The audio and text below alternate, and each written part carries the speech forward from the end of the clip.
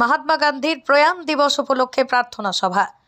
মহাত্মা গান্ধীর প্রয়াণ দিবস উপলক্ষে পূর্ব বর্ধমান জেলার কালনা মহকুমা তথ্য সংস্কৃতি দপ্তরের উদ্যোগে মঙ্গলবার কালনা মহকুমা তথ্য সংস্কৃতি দপ্তরের কার্যালয়ে প্রার্থনা সভা অনুষ্ঠিত হলো। মহাত্মা গান্ধীর প্রতিকৃতিতে মাল্যদান, তার প্রতি শ্রদ্ধা নিবেদন এবং বিভিন্ন ধর্মগ্রন্থ পাঠ অনুষ্ঠান অনুষ্ঠিত হয় মঙ্গলবার।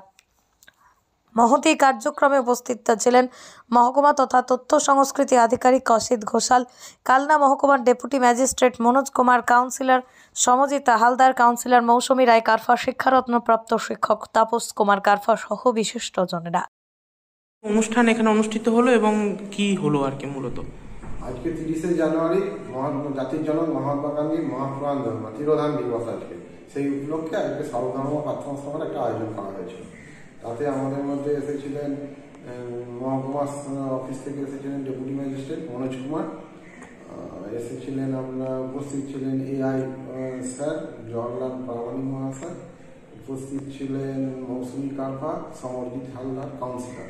আচ্ছা, কি কি অনুষ্ঠানের মধ্যে দিয়ে যে অনুষ্ঠান ধারণা যে বিভিন্ন ধর্মগ্রন্থ থেকে ধর্মপাঠ করা হয়, হ্যাঁ, যেমন বাইবেল, কোরআন, হিন্দুদের গীতার কিছু অংশ পাঠ করা হয়েছে এবং